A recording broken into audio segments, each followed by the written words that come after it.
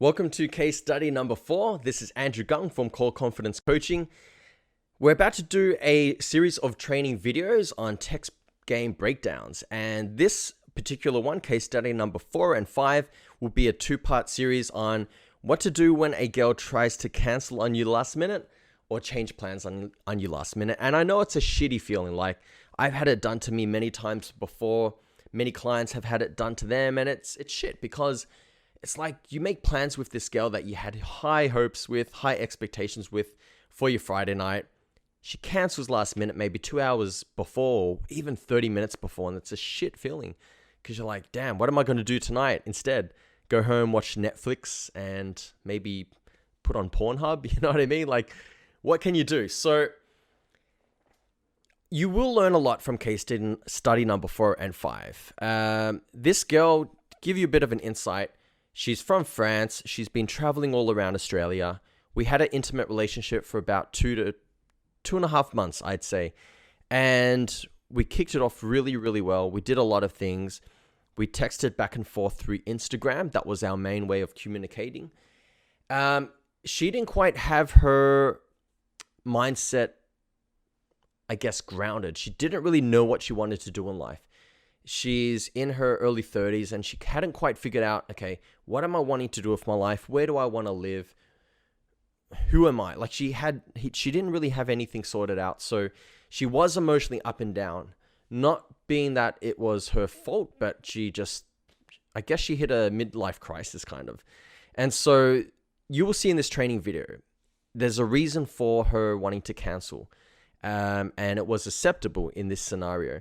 However, as you'll learn in case study number 5, if they're a repetitive offender, you don't really want to allow them to continually treat you like that. If they're canceling plans on you as an ongoing thing, or they're continually being late on you, that's not necessarily a good thing.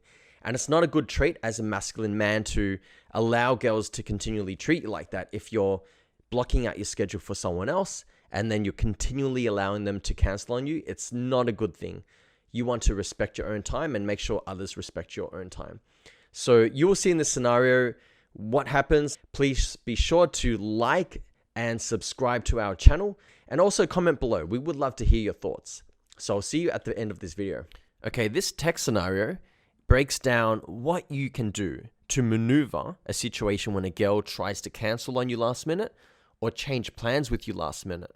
Now, if they do it the first time, yes, you can be understanding of the situation. Don't act butthurt. Just be like, yeah, that's cool, that's fine. Brush it off as if it's nothing. However, if they are a repetitive offender, well, you need to stand your ground. You need to plant your foot and say, hey, look, my time is very valuable. Thank you very much. And I respect my time as much as I respect yours, and you need to respect mine. You wouldn't say it exactly in that wording, but you need to have that mindset. Now, to give you a bit more insight into the scenario so you have a clearer understanding of what the messages are all about. This girl, she's from France. She moved here to Melbourne not too long ago from when we started messaging each other. Now, she's a bit uncertain of her future and what she wants to do. She's a little bit lost in life, and she doesn't really know many people here in Australia, let alone in Melbourne. Now, to paint you a clearer picture as well with what happened between us, we had already gone out on our first date not too long from when we first met, and the night got really intimate. We were making out, things got really hot and heavy, and then we left it through just simply texting via social media on Instagram messages. So where this message starts off is I basically had a night out with my friends, and she had a night out with some people that she met, some girls. And so I was basically responding to her message. It was really fun. Very good atmosphere. Hope you had an amazing night. We will have to go for a drink another night this week. So what I'm doing here is basically planting the seed for the next date. Now, you wouldn't exactly call it a date in the text message. If you do that, you're basically still living in the 1980s, so don't do that, please. Now, like what most other guys would type, they'd be like, oh, how was your night? What did you get up to?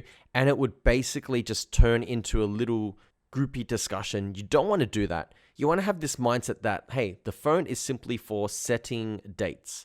Have a little bit of a back and forth banter and discussion, but nothing more than that. Like, you wouldn't have hours of conversations through text messages.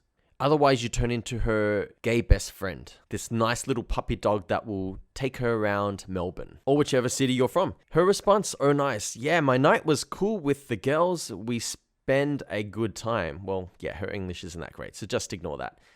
Then her compliance level is strong. So she says, sure, another night with pleasure. Smiley face. Excellent. So I'm basically in. So you can see my responses are very simple. I'm not overdoing it. Like, my responses either match hers or they're a little bit less than her responses in terms of amount of words. So I'm like, glad you had a fun night. Do you have anything fun planned for tonight or Wednesday night? So I'm giving her, again, 2 options, which is a golden rule. All right, so you can see she's completely down. Her compliance level is strong. She just goes, haha, I don't have a plan yet for Wednesday night, smiley face. So she definitely wants to see me again. And I say, well, now you have plans Wednesday night with a cute, witty Australian guy. You know, just making a bit more fun. Not making it too formal, not making it too serious, just lighthearted, playful fun. Then she says, haha, are you sure to be ready to spend an evening with someone who will ask you to repeat what you say several times? So basically, our English barrier had a few challenges, but I found it very cute. And I made fun of her accent and her words. I played on her words, her misuse of certain words. It was very, very fun. So look, nothing too serious here. Look, most guys, again, most nice guys would see that and be like, oh yeah, sure, no, absolutely. I will be certain to slow down my words, and you know, they're going to be like a little nice guy again, roll out the red carpet for her. Don't do that. So my composure is very laid back, very strong, simple, yet effective. As long as you bring that cute smile of yours, I will be okay. So I'm challenging her to be like, hey, I'm a high value man, framing it in that way. And she responds, I can do that, haha. So you can see there's a lot of playfulness here. She's like, fuck, this guy's fun. He's laid back, cool, I want to hang out with this guy more. My response, good. Make sure you wear something cute so we are matching.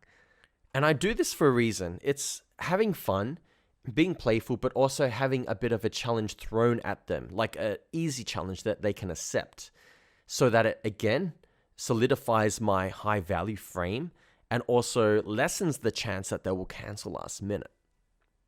Ones that I've done before with Latina girls, and if you know or have ever dated a South American girl, they've got this culture. It's like Filipino time. They've got this culture of being late. And I say something like, hey, I'm happy to meet up as long as you can promise me this one thing. So I make it seem like it's very serious, and I build up this anticipation, and they're like, what? What is it? And then I say, you can promise me that you won't bring your Latina time with you. So I expect to see you at 7:04 on the dot. Something again ridiculous and funny, 7:04. Why not 7 p.m.? Why not 7:30 p.m.? Her response, oh, what do you mean? Wear something cute, haha. What is the plan for Wednesday? So she wants to know a little bit more. And a lot of the times, girls want to know the actual finer details, just so that they're a little bit more prepared for the scenario. You know, if you're taking them out to a restaurant or if you're going for a walk at night, they want to dress appropriately and just kind of have a bit of an idea. Also, it could be perceived as a safety measure, but in this case, it's more like, hey, I just want to have a bit of an idea, so I'm dressed more appropriately. So I made it seem very convenient for her and myself. We will go somewhere walking distance and have a drink. I will be free after 7 p.m. Now, it's a lot better framing it in this way as opposed to saying, what time will you be free? Like, imagine you're setting up an interview with Elon Musk, and then Elon Musk emails you and says, hey, what time will you be free for the interview? You know what I mean? Then you're thinking, well, this guy's a high value guy, and all of a sudden he lowered his value for me. So instead, Elon Musk should be saying, I will be free after 7 p.m. or between the hours of 7 and 7:30 p.m. So this girl's response, sounds good. See you tomorrow. Again, I make it very convenient for her and I say, I can meet you at Flagstaff Park. Her response, it's perfect. It's right next to my house. Well, of course, I've already screened for the logistics, so I want to make it as convenient as possible for her and myself so that there's the minimal chances of her flaking. Now, boom, here we go. Here's the last minute cancellation. Now you need to read in between the lines. Let me read it out. I'm sorry, I'm not in a good mood for going out tonight. So I'm going to the beach to think about what I'm going to do. I'm not sure. I want to stay in Melbourne. I'm sorry, I prefer to isolate myself a little today. I hope you will excuse me. Now, when you read this message, I want you to read this and pause this video. I will admit, I was a little bit annoyed when I saw this, but you need to be understanding of their situation.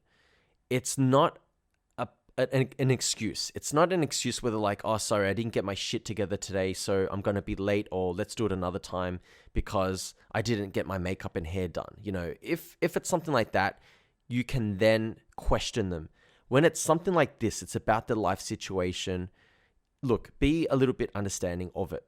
And especially since our first date went so well, the chemistry was so good, and the intimacy was built up so strongly, I don't want to burn my bridges and say, hey, look, get your shit together. So look at my response. Hey, I can understand. I can be very good to talk to in these type of situations and have the best idea of where to go to clear your mind. Let me know. Otherwise, we will see each other another night. Now, I said it straight up like that, purely for the fact that if there's a chance she actually needs to speak to someone and clear her mind and then have a bit of a cuddle and kiss session later on, well, I'm open to that. But I sent that, and it wasn't needy. It was standing my ground as a man, being understanding at the same time, not being a pushover. And regardless what I did anyway, I made other plans on that night. And you can see her response was quite positive. She's like, that's really nice. Another night would be cool. Well, I hope you certainly enjoyed case study number 4. There was a fair bit to take away. Certain situations, you have to kind of let it go. So like the example I showed you, nothing much you can do. You've just got to be understanding, be a man, just let it go and let the date sink in for another day. Now, check out the next video, case study number 5. You will learn a lot from this situation because in this, it's the same girl that I've been seeing, but she then repeats her patterns of behavior by trying to cancel plans again. So I'll see you in case study number 5.